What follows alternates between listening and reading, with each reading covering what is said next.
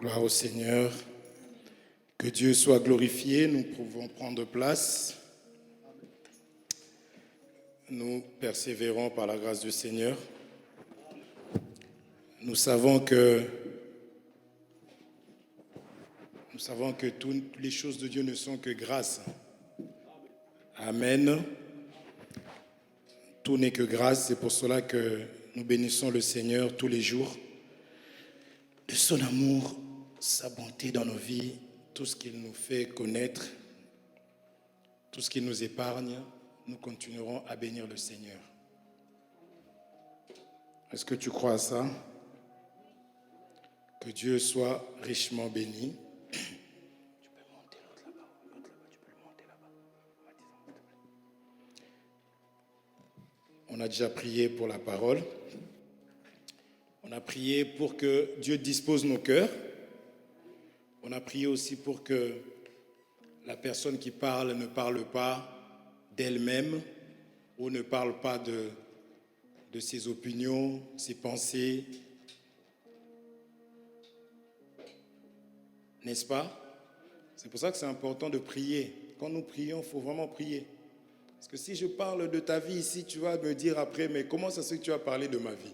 Mais il faut prier pour pas que Dieu puisse parler. Est-ce que se comprend? C'est important. Si tu veux que les chantres, par la grâce du Seigneur, puissent bien parler, bien chanter, il faut que tu pries pour les chantres. Vous voyez? Si vous voulez que les enfants soient plus calmes, il faut prier pour les enfants. Est-ce que vous êtes là? En fait, tout ce que nous voulons, tout ce que nous avons besoin, le Seigneur nous a donné la prière pour demander. Vous êtes là? C'est pour cela qu'il faut prier.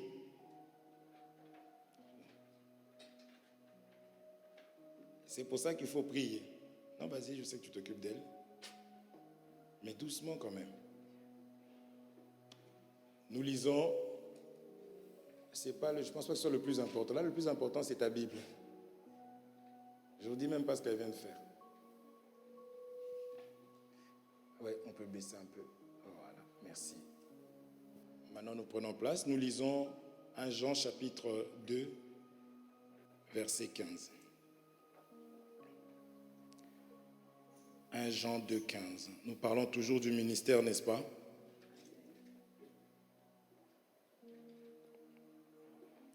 « 1 Jean 2, 15.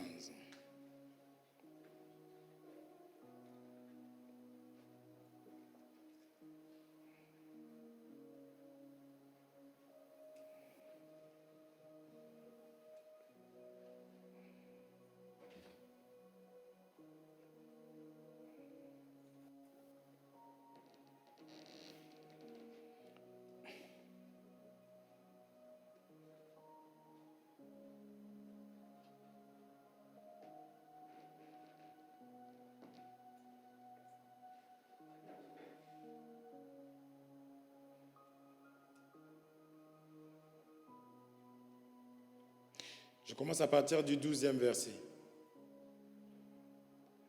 1 Jean chapitre 2 à partir du 12e jusqu'au 15e verset. Nous lisons au nom de Jésus-Christ. Mes enfants, dans cette lettre, je vous dis, Dieu pardonne vos péchés grâce au nom du Christ. 13. Vous les parents, je vous dis, vous connaissez celui qui existe depuis toujours. Vous les jeunes, je vous dis, vous avez vaincu le mauvais. 14. Vous, les enfants, je vous dis encore, vous connaissez le Père. Vous, les parents, je vous dis encore, vous connaissez celui qui existe depuis toujours. Vous, les jeunes, je vous dis encore, vous êtes forts. La parole de Dieu reste en vous et vous avez vaincu le monde. La parole de Dieu reste en vous et vous avez vaincu le monde. 15. Gabriel, maintenant tu suis. Et David, change de place.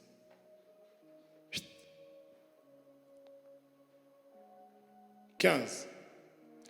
N'aimez pas le monde, ni ce qui est dans le monde. Si quelqu'un aime le monde, il n'aime pas Dieu, le Père. Voici ce qu'on trouve dans le monde, les mauvais désirs que chacun porte en soi, l'envie de posséder ce qu'on voit,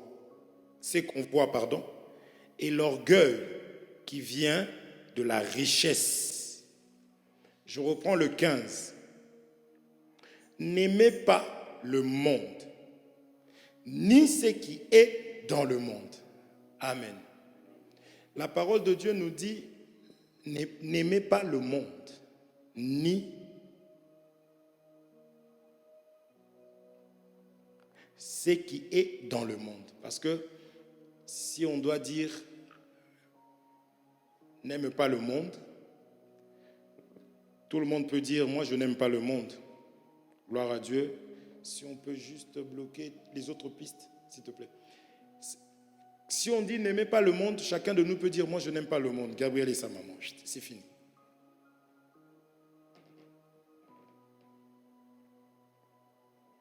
Ça va? C'est quoi cette mine-là? Si on aurait dit n'aimez pas le monde de tout courant passé, tout le monde aurait dit bah oui, frère Hervé quand même. Jusqu'aujourd'hui tu prêches ce genre de prédication, n'aimez pas le monde, frère, quand même, avançons. On n'aime pas le monde, nous. Maintenant, la parole explique ni ce qui est dans le monde. C'est-à-dire, aimer le monde se voit par ce que j'aime, c'est que le monde met en place. Vous êtes d'accord ou pas? Et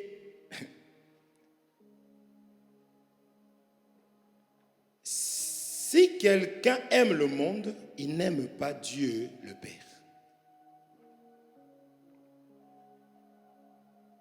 Vous êtes là? Si quelqu'un aime le monde, il n'aime pas Dieu le Père. En fait, ici on ne laisse même pas de choix. Ce n'est pas un choix. Tu ne peux pas aimer deux maîtres à la fois. Donc Dieu nous fait comprendre que si quelqu'un aime le monde, il ne peut pas aimer Dieu. Il n'aime pas Dieu. Donc, dans l'autre sens, si j'aime Dieu, je dois avoir le monde en horreur. Là, on peut quand même, nous sommes d'accord. Cela ne veut pas dire que, parce que je connais certaines personnes, cela ne veut pas dire, ce que je suis en train de dire là, ne veut pas dire que ces choses-là ne sont pas en nous, non. Si la parole de Dieu parle, c'est parce que Dieu a vu en nous.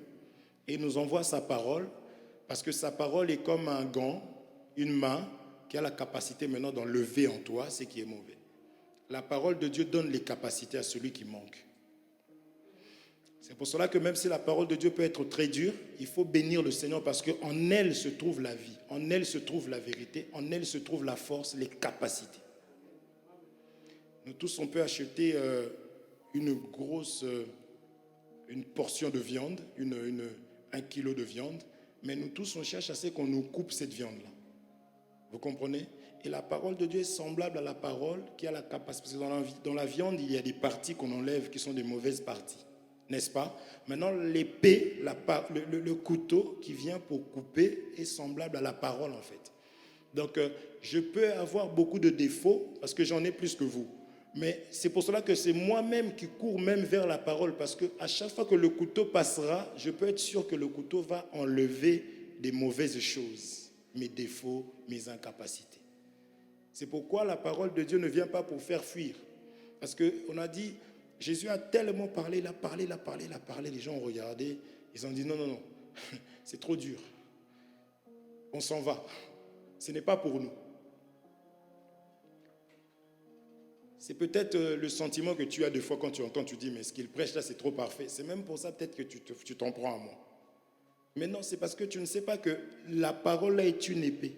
En l'écoutant, sans même que toi tu fasses des efforts. Parce que tu ne peux pas changer ou arranger ce que tu ne connais pas.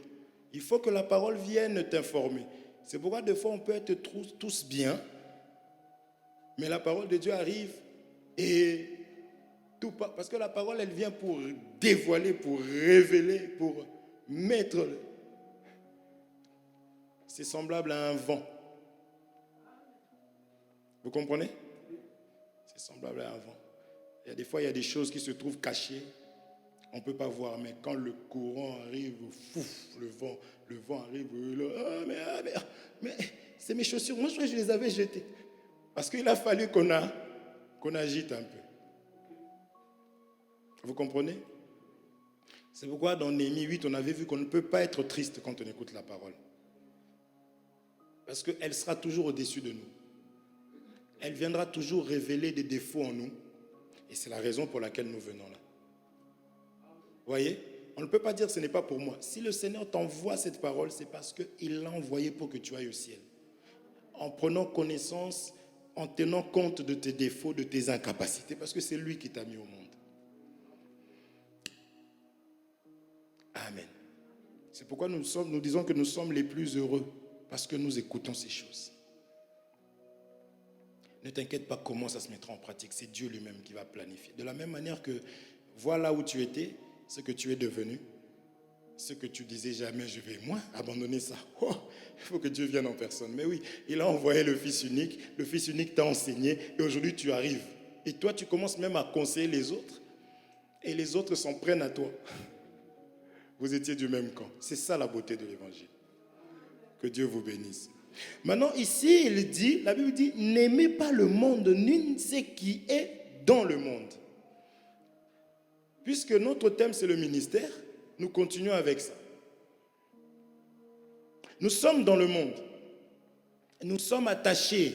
On a grandi comme ça. C'est des choses qu'on a reçues par nos aïeux. Nos parents nous ont laissé des moments d'héritage.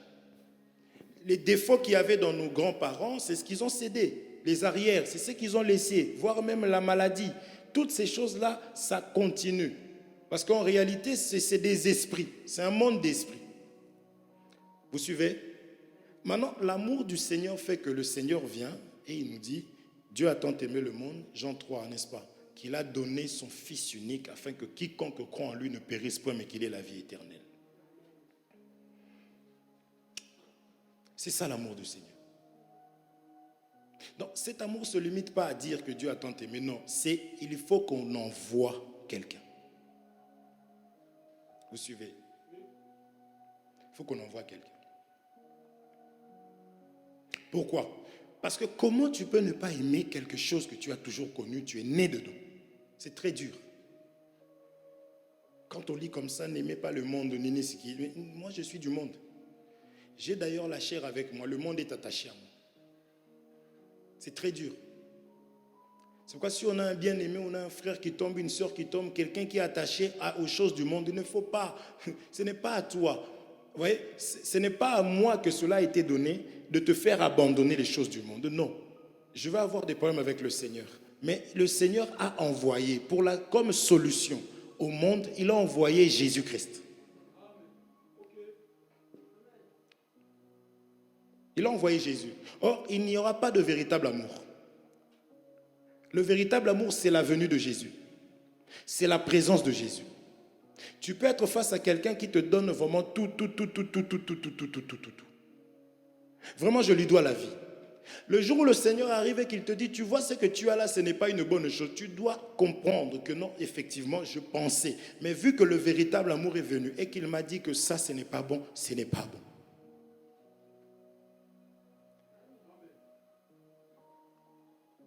Amen. Puisque c'est Dieu qui parle ici en disant, n'aimez pas le monde, ni ce qui se trouve à l'intérieur. Sinon, ça aurait été trop facile. Parce qu'il y a des gens qui savent convaincre. Dieu connaît mon cœur, le monde, je hais le monde. Pendant que tu me dis ça, je regarde dans tes mains le monde, tes doigts. Le monde, dis-moi. Tu finis maintenant, même le langage monde. Ah, fait. C'est la parole de Dieu. C'est ça être enfant de Dieu. Celui qui est enfant de Dieu sait qu'il ne peut pas s'attacher aux choses du monde. Parce que le monde en soi n'a rien fait. Je vis dedans. Je dors, je me réveille dedans. Vous voyez? J'aime l'écriture. Oh Seigneur, prends-moi parce que quand je vois le monde, vraiment, je n'aime pas le monde. Ce n'est pas ça le problème. C'est que tu aimes ce qui se trouve dans le monde. Je ne vais pas détailler pour aujourd'hui ce qui se trouve dans le monde. Je vais rester votre ami pendant une semaine encore. Mais souvenons-nous, hein, c'est ça qu'on appelle l'amour de Dieu. Nous sommes là. Et cette parole n'est pas venue pour nous condamner ou nous juger. Pas du tout. Cette parole, c'est l'expression de l'amour de Dieu. On est là. C'est l'amour de Dieu. La parole de Dieu ne vient pas pour tuer quelqu'un. Bien que oui, c'est ça que nous allons voir. Mais elle vient pour pouvoir nous montrer c'est quoi qui est réellement vrai, c'est quoi qui a de la valeur. La parole de Dieu vient pour nous redonner tout ce qu'on avait reçu dans le monde. Mais en vrai. Parce que tout ce qu'il y a dans le monde, ce n'est que la représentation de ce qui est. Ce n'est qu'une représentation, n'est-ce pas? C'est comme ça qu'on dit, non? De ce qui est vrai en réalité. Tu vois quelqu'un qui est très content, qui est joyeux d'avoir le mariage. C'est le jour où on voit que les gens savent danser. La personne qui se marie, nous on avait des gens, on regardait de loin comme ça. On découvrait ce jour-là. Regarde la sœur. Oh! Vous voyez? C'est pas mauvais, c'est mon jour. Je danse. Vous comprenez? Mais ce mariage-là, cette joie-là, parlait du véritable mariage et de la véritable joie qu'on est censé avoir. C'est ce jour-là que l'homme est très beau. Il se coiffe, il se rase, le parfum. Et ce jour-là, quand il parle à la sœur, bébé, ce jour-là, c'est le jour devant le pasteur. Je t'avais dit que... Et puis le discours s'est préparé. C'est la fois où on veut que rien nous échappe. Tu sais. Et puis tu vois elle. Tout est préparé. Et lui sait qu'il faut qu'il fasse bien parce qu'elle aussi, elle a prévu. C'est le jour où, en fait, il y a un retour amical. Où les défauts sont dans un sac. Vous voyez? C'est comme ça que le Seigneur Jésus-Christ nous regarde. Si moi je peux considérer mes défauts, mais lui, en tant qu'époux, vous voyez ce jour-là, parce qu'il est venu annoncer une année de grâce. Nous sommes en train de préparer. Les noces, quand ça se prépare, on ne peut pas être triste. On est content. Il est allé nous préparer une place, n'est-ce pas? Donc, je voulais te dire, j'ai rencontré des hommes. C'est le jour où tu peux cracher sur les autres.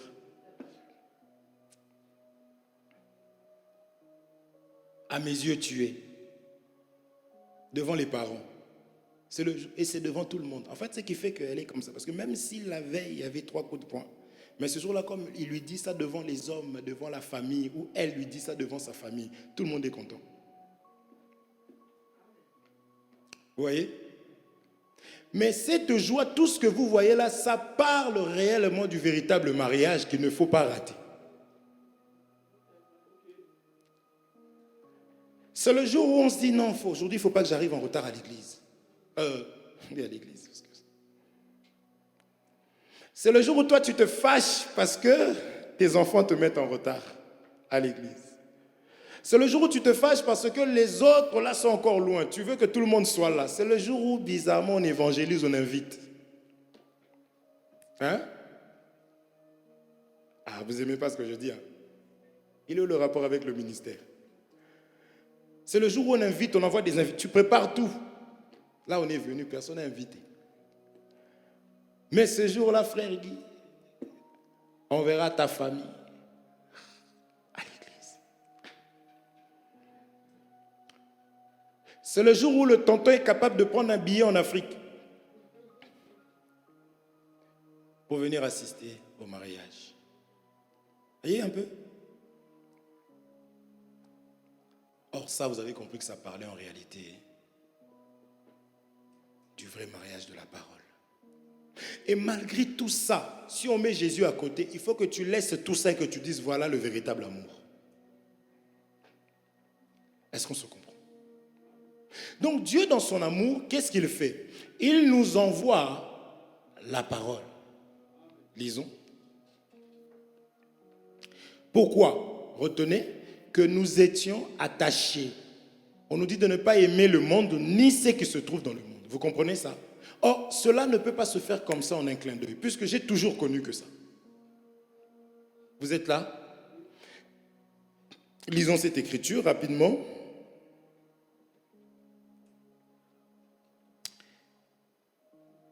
On va prendre Jean chapitre 3 quand même. Jean, il a écrit des bonnes choses.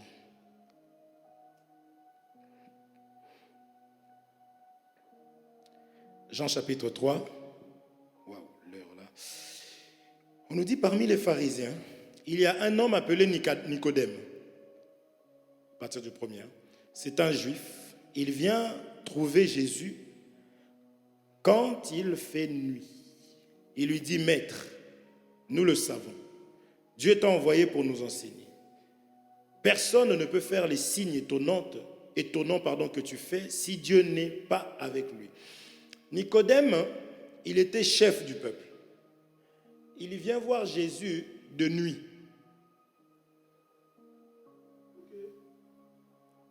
Parce que, c'est ce qu'on parlait hier avec ma soeur. Suis bien ici, s'il te plaît, Rachel. Jésus, c'était quoi? C'était un petit. Un enseignant, mais petit. Nicodème était un enseignant, c'était aussi un docteur de la loi. Il a dit, si je vais voir ce petit-là en plein jour, les gens, les troupeaux que moi je conduis là, ils vont dire, mais oh, comment ça se fait que toi tu vas poser des questions à ce petit-là? C'est pour cela qu'on verra le ministère. Il faut que Dieu mette en nous l'humilité. On va voir ça. C'est même ça qui te permet de voir l'humilité. Il fallait qu'il vienne la nuit. Le petit là, il est en train de prêcher. On l'a vu naître ici là. Ah, moi je vais lui poser la question devant tout le monde. Non, je vais attendre la nuit. Vous comprenez? Et il vient lui dire, personne ne peut faire les signes étonnants que tu fais si Dieu n'est pas avec toi. Lui, il parle de signes étonnants. Il parle des signes étonnants. Retenons bien ça. Que rien ne t'étonne si ce n'est ce signe-là. Lui, il pose sa question, mais personne ne peut faire ces signes étonnants. En fait, ce qui est étonnant, c'est ça. La seule chose qui peut t'épater, qui pourrait vous épater, chez un serviteur, parce que ici, c'est deux serviteurs de Dieu, deux ministres, que rien d'autre ne puisse t'effrayer, même pas les miracles. Donc, le signe étonnant, c'est ça. Maintenant, lui parle des miracles physiques. Quelqu'un est né, quelqu'un qui ne voyait pas, qui commence à voir. Pour lui, waouh, Dieu est avec toi. Mais Jésus, comme le don de Dieu, le cadeau qui nous a été envoyé, l'amour de Dieu, il commence à lui expliquer. Jésus lui répond, je te le dis, c'est la vérité. Personne ne peut voir le royaume de Dieu s'il ne naît pas de nouveau. Or, donc, lui, ce qu'il appelle signe étonnant, Jésus, c'est quelqu'un qui est né de nouveau. C'est quelqu'un qui était colérique, qui a abandonné sa colère. C'est quelqu'un qui accepte Jésus comme Seigneur et Sauveur. Il n'y aura jamais rien de plus étonnant, conformément à la parole de Dieu. Est-ce que vous suivez? C'est ça que Jésus lui répond. S'il ne naît pas de nouveau. Nicodème dit à Jésus, comment est-ce que quelqu'un peut naître? Donc il était grand dans le monde, mais devant Jésus, il était petit. Vous suivez? C'est ça que la Bible dit, il ne faut pas aimer le monde, parce que la Bible dit, n'appelez pas conjuration ce que ce peuple appelle conjuration. Il faut comprendre ces choses ici. Le monde ici a sa façon de voir les choses aujourd'hui. Dad, archibishop, ils ont leur manière à eux, mais Dieu a sa façon de voir. Et le rôle de ministère, c'est d'enseigner au peuple Dieu. c'est naître de nouveau, abandonner, oublier, se détacher à ce à quoi on s'attachait autrefois. Et cela n'est pas facile. Mais n'empêche que c'est comme ça, c'est ça qu'on appelle le ministère. Et lui dit, mais comment est-ce que quelqu'un peut naître quand il est vieux? Est-ce qu'il peut retourner dans le ventre de sa mère et naître une deuxième fois? Jésus répond, je te le dis, c'est la vérité, personne ne peut entrer dans le royaume de Dieu s'il n'est pas né d'eau et d'esprit. Amen. Donc, attaché au monde, Jean nous dit ne pas aimer le monde ni les choses qu'il y a dans le monde. C'est pourquoi quelque part on nous dit tout m'est permis mais tout n'est pas utile. Un chrétien, c'est quelqu'un qui a des règles, c'est quelqu'un qui a des limites. C'est pourquoi j'ai aimé le président. Seigneur, prie pour que Dieu puisse étendre les limites. Mais les limites doivent être là. Amen. C'est ça l'amour de Dieu. Là, si on ouvre le balcon, là, on ne mettait pas des barrières, là, si on aurait... Donc, vous comprenez que les limites sont vitaux pour nous. Vital. Pourquoi quand je crois que je vais... Elle me rattrape en plus, c'est toujours la même. Et au téléphone, elle va m'en parler. Vous êtes là? C'est important d'avoir des balustrades, des limites. C'est l'amour. Même le mari vis-à-vis de sa femme, la femme vis-à-vis de son mari, les parents vis-à-vis de leurs enfants, les enfants vis-à-vis de leurs amis. Il faut qu'il y ait des limites. On ne peut pas tout faire, tout. Ce n'est pas possible. Quand on va manger au restaurant, j'ai appris, moi avant, viande, mais là je prends des brocolis. C'est pour ma santé. Si je n'ai pas de limite, il sera trop tard. Je pris cet exemple-là. Mais il y en a plein d'autres. Vous comprenez? C'est important. Un peu de légumes, un peu de ceci. Il y aura toujours 15 viandes. Mais au moins 3-4 petits pois. Vous comprenez? Mais c'est pour moi. Je parle juste, il faut qu'on soit limité. D'accord? Donc, ici, cet homme, on lui dit, Jésus comme étant le véritable ministre. On a pris beaucoup de temps quand même. On a commencé à quelle heure?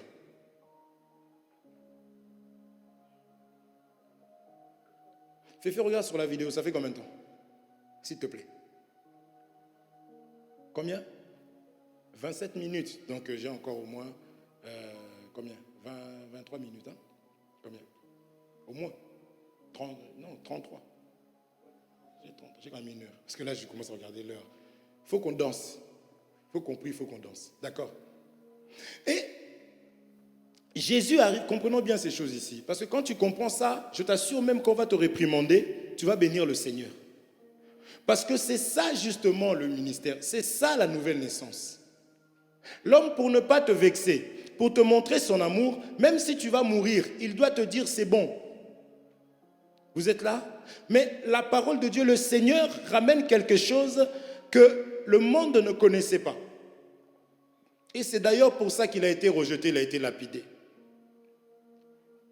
Et tel qu'il est, tel que nous sommes, si Jésus a été rejeté, pour ça, toi aussi tu dois aimer être rejeté. C'est pourquoi quand on les a attrapés, on les a frappés, ils étaient contents. Parce qu'on leur a traité comme le maître. Mon frère, tu n'as pas besoin de faire tout ça, s'il te plaît.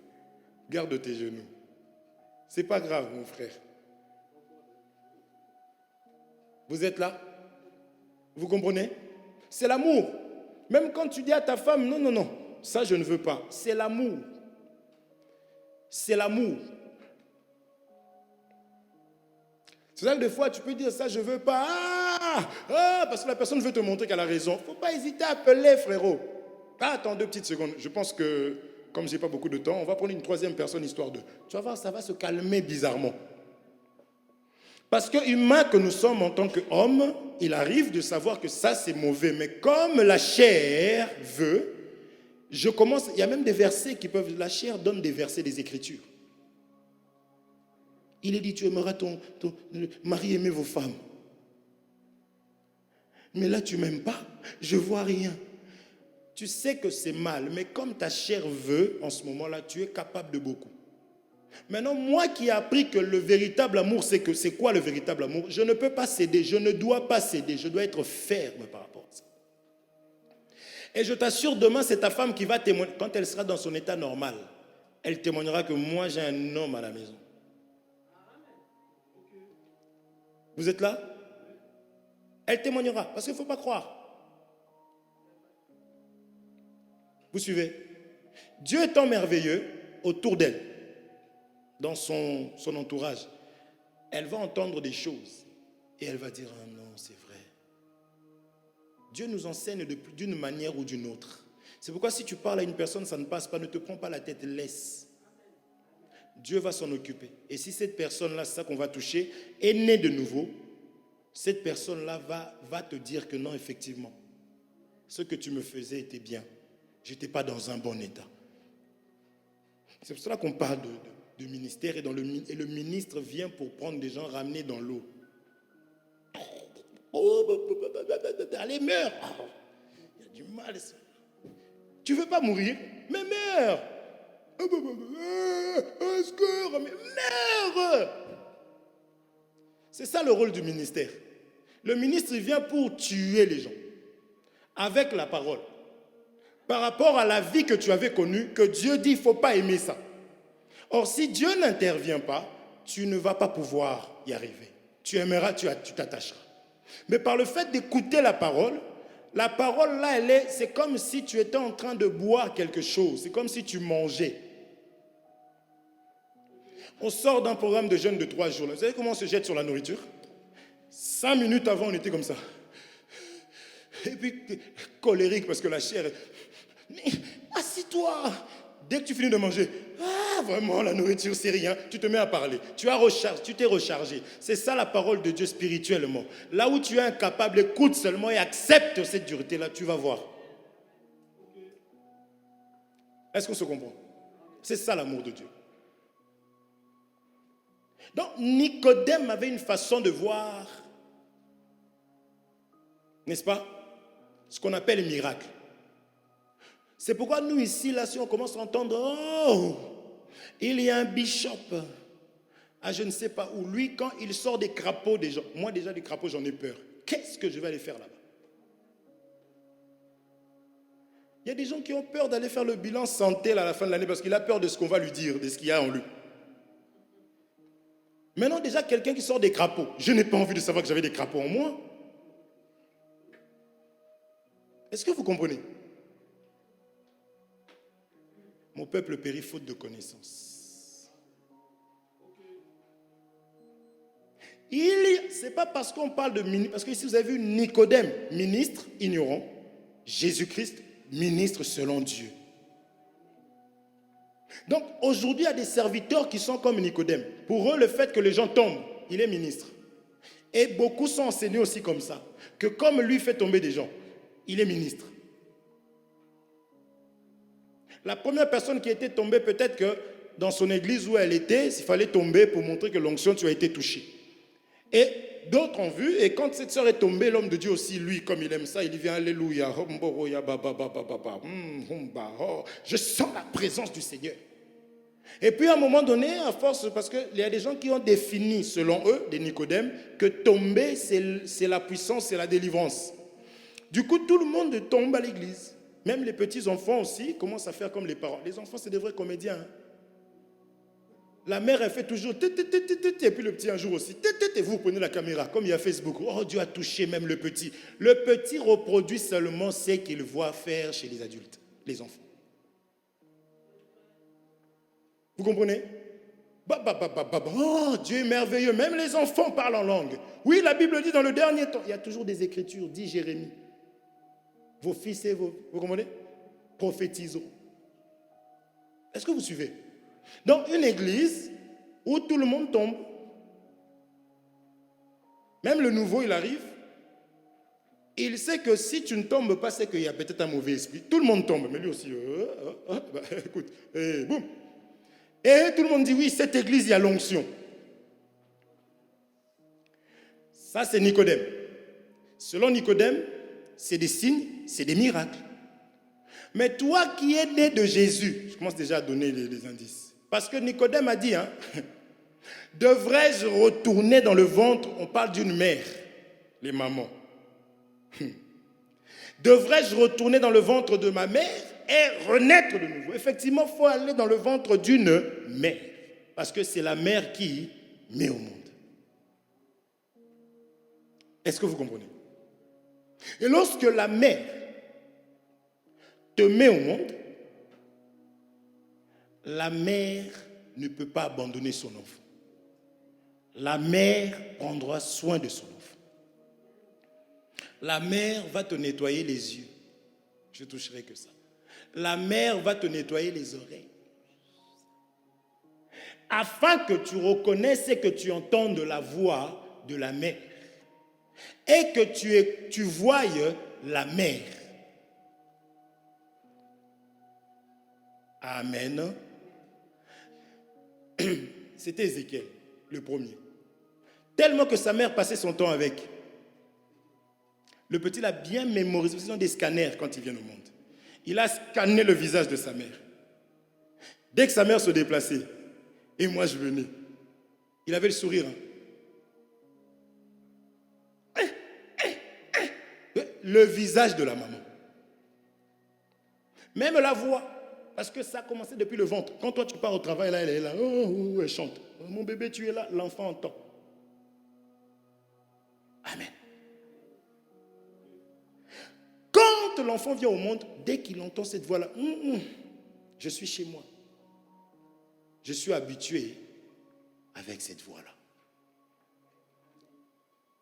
Vous êtes là.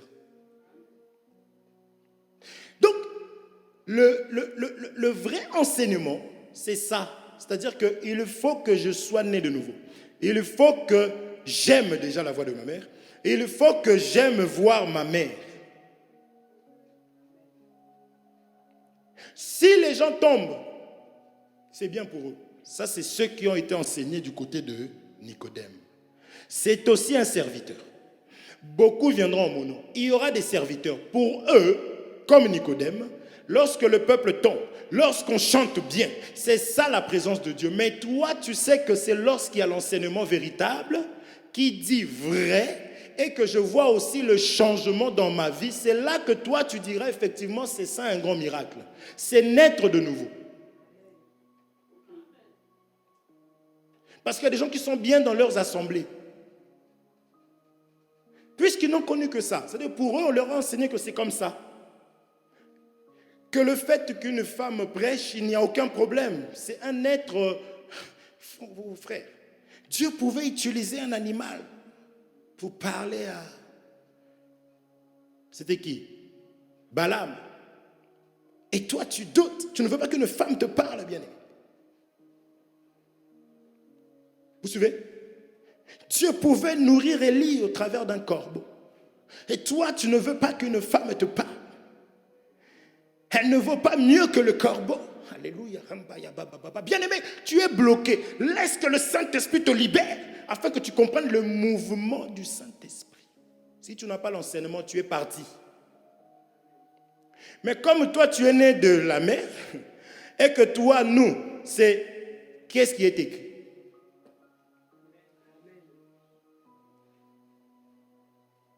Est-ce que tu comprends?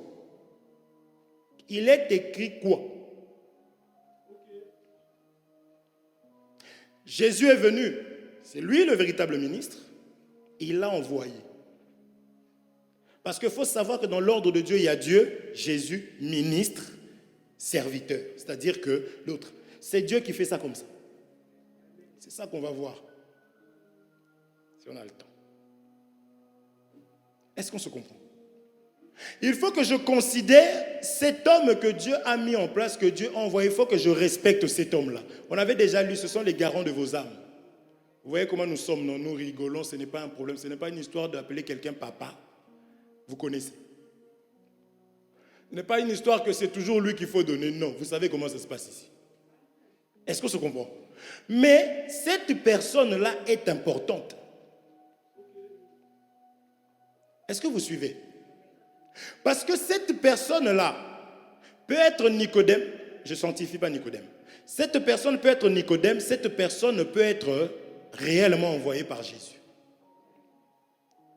Vous suivez?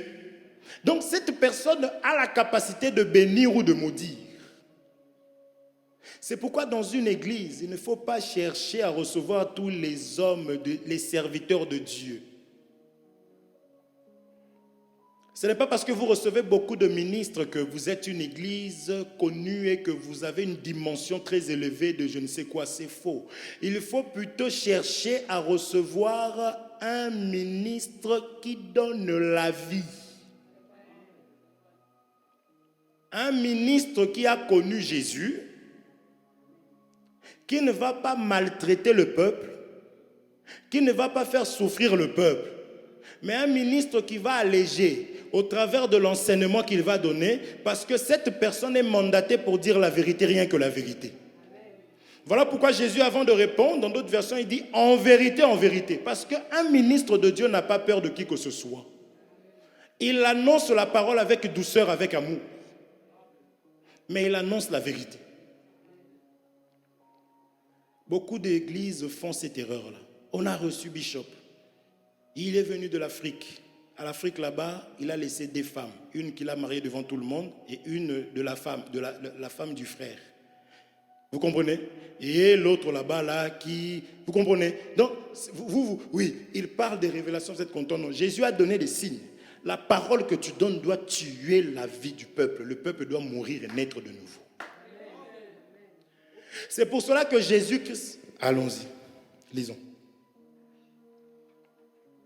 Regardez le témoignage.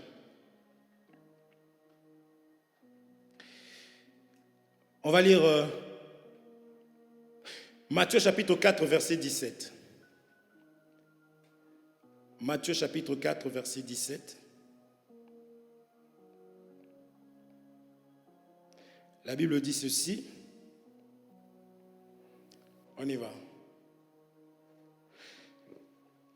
Matthieu 4, 17. À partir de ce moment, Jésus se met à annoncer. Changez quoi? Votre vie. Oui, le royaume des cieux est tout près de vous. Amen. Changez de vie. Le royaume des cieux est tout près de vous. Ça, c'est Jésus-Christ lui-même en tant que le véritable ministre. Son enseignement, ce n'était pas vous irez. Parce qu'avant de désirer le mariage, avant de désirer toute autre chose, il faut que tu sois sûr que tu as changé de vie. Parce qu'un lion et un lion ne s'entendent pas. Lorsque la parole de Dieu vient te dire que toi, tu es une femme, tu l'acceptes, je t'assure, tu peux garder et gérer n'importe quel homme. Est-ce qu'on se comprend? Je ne rentre pas dedans, j'avais dit, je laisse juste des... Est-ce qu'on se comprend? Jésus-Christ lui-même, il arrive, il commence par dire « Repentez-vous ». La repentance, c'est la première des choses. Lorsqu'un homme de Dieu enseigne, la première des choses, c'est de ramener le peuple à regretter quoi? Le monde, la vie qu'ils avaient. C'est-à-dire à regretter tout le temps qu'ils ont perdu dans le monde. Parce que si le ministre lui-même qui arrive est mondain, même s'il parle de Jésus, même s'il parle, il parlera mieux que moi, 100 fois mieux que moi. Mais sauf que c'est qu'il est, c'est ça qui va vous toucher. C'est pourquoi je dis que quand tu reçois un ministre juste parce qu'il est reconnu au téléphone, sur WhatsApp, sur Facebook, sur ceci, sur cela, tu te crées des problèmes. Parce qu'il va passer, tu vas voir le changement dans l'église. Mais bien en mal. Vous êtes là? Est-ce que vous comprenez? Maintenant, Jésus-Christ lui-même, ce qu'il enseigne, c'est la repentance. La repentance, on va voir comment est-ce qu'on l'appelle. Celui qui prêche la repentance, comment on l'appelle? Là, c'est Jésus. Je prends. On va lire ça dans Matthieu chapitre 3, verset 2. On revient en arrière. Là, je prends un autre ministre. Je lis à partir du premier verset.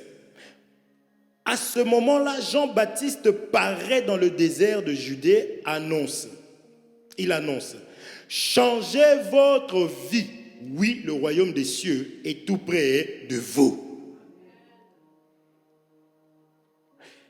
Matthieu chapitre 3, à partir du premier verset jusqu'au, je vais prendre le troisième verset. Pour pas que les gens pensent que cela est seulement d'aujourd'hui, que c'est Jean qui a ramené son truc. Au 3, on nous dit, le prophète Ésaïe a parlé de Jean quand il a dit, quelqu'un crie dans le désert, préparez la route du Seigneur, faites-lui des chemins bien droits. Amen. Donc, depuis la loi, on parlait seulement de l'arrivée d'un homme qu'on appelle un ministre qui prépare juste le chemin. C'est pourquoi on appelle ça la repentance. Parce que le Seigneur Jésus va habiter là où c'est bien droit. Le Seigneur Jésus va marcher sur un chemin bien droit. Amen. Chilo, ça va? Quand tu me regardes comme ça, ça fait peur. Est-ce que vous comprenez ça? C'est ça la parole de Dieu.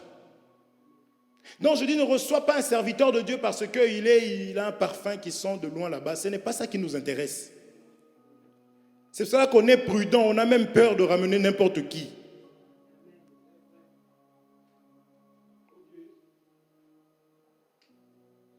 On a peur. Si on vient nous voir de nuit. La nuit, c'est juste que le peuple n'est pas au courant. De nuit, oui. Mais avec ce que j'entends, je ne veux pas te le dire en mal. Ah oui, d'accord, bon, Dieu fera. Vous comprenez? Parce qu'on ne joue pas, c'est des vies. La Bible dit, ce sont les garants de vos âmes. Est-ce qu'on se comprend?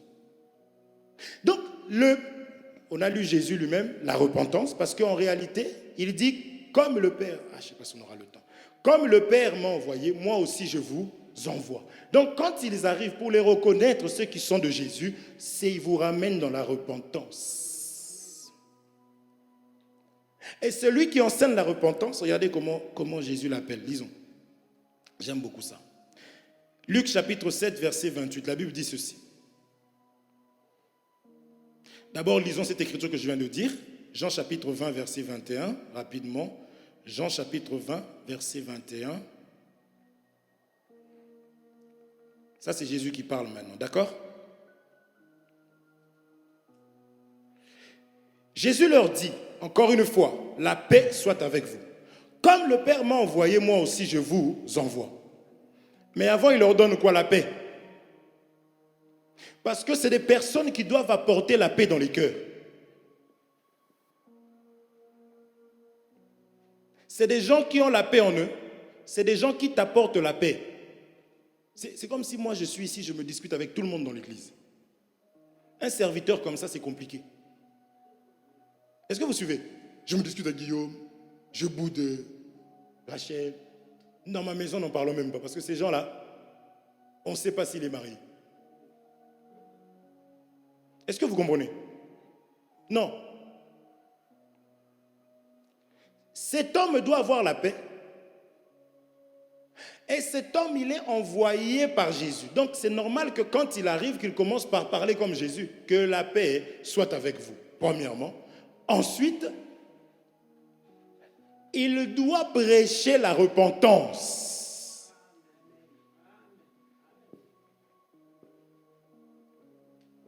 Depuis qu'on prêche ici, vous savez, il y a des gens, tu arrives, bon, frère, on t'avait suivi un peu sur Facebook, on a vu comment tu prêches. En tout cas, tu as la grâce. Seulement ici, il ne faut pas prêcher comme ça.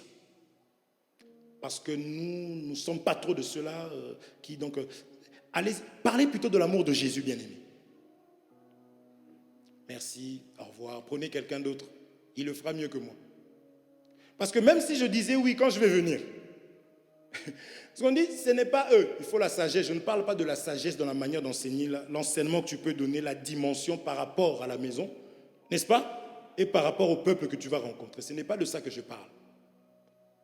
Mais je ne peux pas avant vous. Dieu vous aime, il vous bénit, vous êtes grand, vous serez grand, comme ça se passe aujourd'hui. Oh là là, je voudrais te dire, quand je vois la vie, quand je t'explique, tu vois, quand tu montes la montagne, même dans la vallée, oh, tout le monde se lève, même celle qui tape son mari le soir. Oh, alléluia, alléluia, alléluia. Je ne pourrais pas.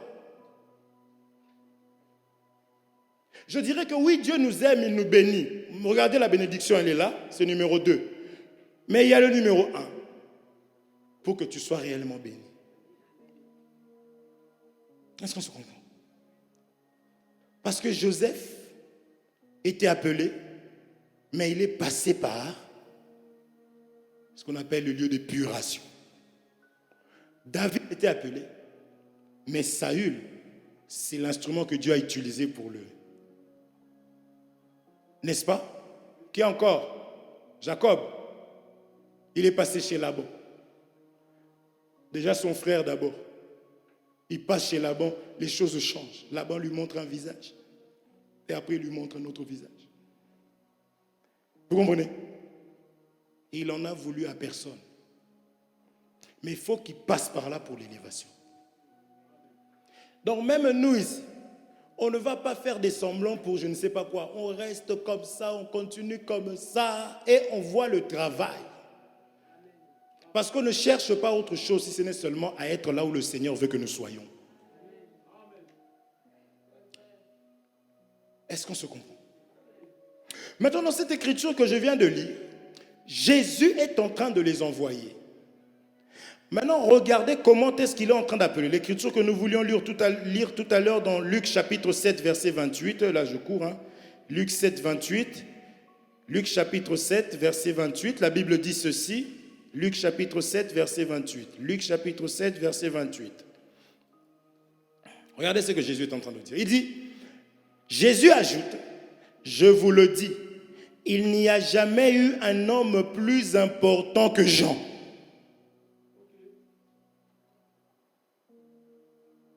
Vous êtes là? Je prends 8 secondes. Là, c'est comme ça qu'on appelle celui qui annonce le message de la repentance. De la repentance. Je vous le dis, parmi ceux qui sont nés de femmes, il n'y en a point de plus grand que Jean. Vous êtes là?